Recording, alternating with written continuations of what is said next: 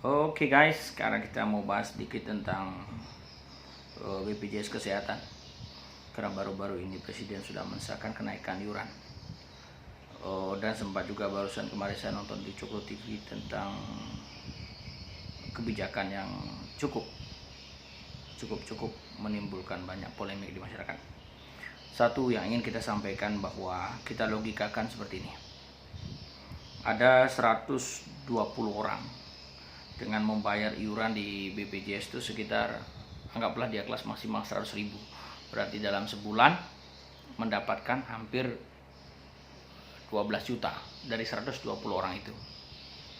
Dari 120 orang itu ada satu orang yang mengalami gagal ginjal yang membutuhkan cuci darah seminggu 3 kali. Biasanya pasien-pasien itu seperti itu, Senin, Rabu, Sabtu, biasanya begitu. Jadi 3 kali. Sekali biaya cuci darah itu antara 600, 1 juta sampai 1,5. Ya anggap lagi sekarang 1 juta. Jadi dalam 1 minggu dia menghabiskan 3 juta. Dalam sebulan dia sudah menghabiskan 12 juta. Berarti secara teori dan secara hitungan matematis, biaya yang dikeluarkan oleh 120 orang itu sudah habis hanya untuk membiayai satu orang yang cuci darah. Pertanyaannya adalah, apakah 119 orang lainnya itu tidak menggunakan BPJS untuk berobat? Masih adakah sisa uangnya? Habis dong. Berarti sebenarnya dia tidak bisa dilayani. Begitu logika matematikanya. Ya kan? Karena kan gotong royong kita. Kan seperti itu konsepnya. Tapi yang jadi masalah adalah, ikhlas nggak orang yang 119 orang itu, uangnya itu sudah sebenarnya dipakai oleh satu orang yang mengalami gagal ginjal itu. Dalam sebuah sistem kehidupan, ada yang disebut dengan plus minus, positif, negatif, hitam, putih, siang dan malam, semuanya harus seimbang. Yang jadi permasalahan sekarang adalah, banyak orang mengatakan sangat diuntungkan. Saya ulang lagi, sangat diuntungkan. Dalam prinsip hidup yang namanya untung, itu berarti ada yang rugi. Kan begitu. Kayak kita beli barang yang seharusnya kita beli 5.000. Tapi kemudian kita bisa beli 1.000, berarti 4.000 yang rugi itu yang penjualnya. Ya berarti sekarang kerugian siapa? Ya banyak kan providernya, penyedia jasa layanan. Nah maka dari itu kita harus berpikir secara jernih dulu bahwa kasus BPJS itu defisitnya luar biasa. Dan kalau ini yang terbaru kita lihat ini, hutang BPJS itu triliunan, ada 14 triliun, setelah dibagi kurang lagi 4 triliun, banyak sekali hutangnya. Bayangkan kalau dalam sebuah rumah tangga begitu defisitnya itu tinggi sekali, bisa kolaps nanti. Maka itu Presiden memberi suatu kebijakan dengan berat hati. Walaupun di tengah pandemi seperti ini, kita tahu semuanya sulit, tapi tentu dengan tambahan beban yang tidak seberapa itu akan sangat membantu yang lain-lain seperti tadi, yang sangat membutuhkan tadi. Bahkan banyak sekali, karena saya praktik swasta, banyak sekali pasien saya yang bercerita, saya sudah bertahun-tahun dok bayar BPJS, tapi saya tidak pernah menggunakannya. Saya langsung berpikir dan berkata kepada beliau, ya tentu kita berharap tidak sampai sakit parah.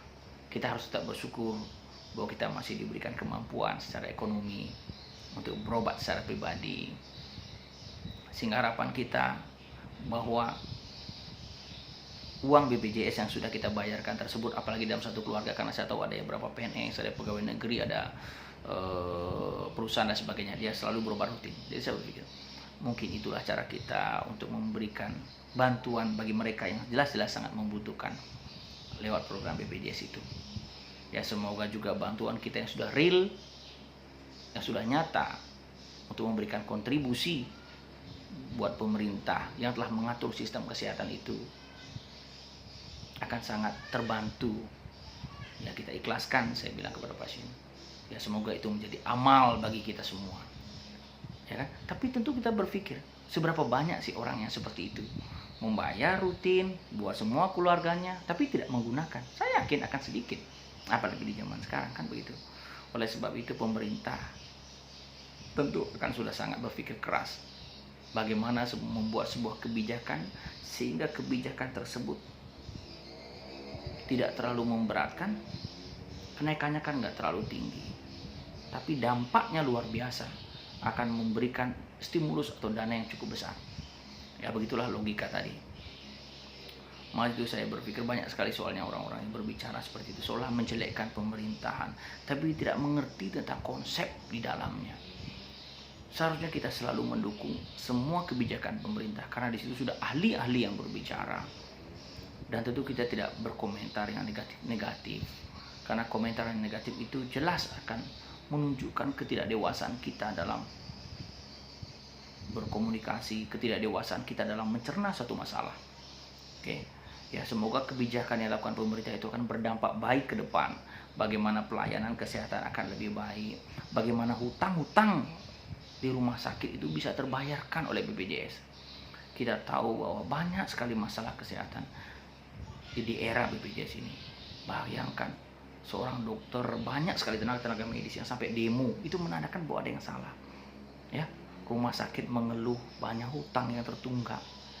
Itu menggambarkan jangan sampai nanti di dalamnya dikorbankan adalah kualitas pelayanan kesehatan, dan ujung-ujungnya adalah masyarakat sendiri.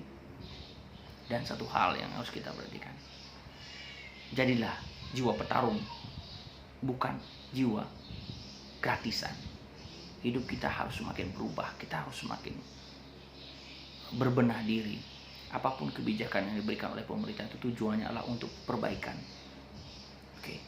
Ya semoga itu memberikan pencerahan sedikit, karena banyak juga teman-teman saya lihat itu. Ya teman-teman saya juga sih, kita malas juga berbicara dalam sebuah komentar di media sosial karena itu. Tapi ini pandangan saya saja. Semoga mereka juga terbuka hatinya bahwa sebenarnya kebijakan untuk menaikkan itu adalah untuk menyelamatkan sistem kesehatan itu sendiri.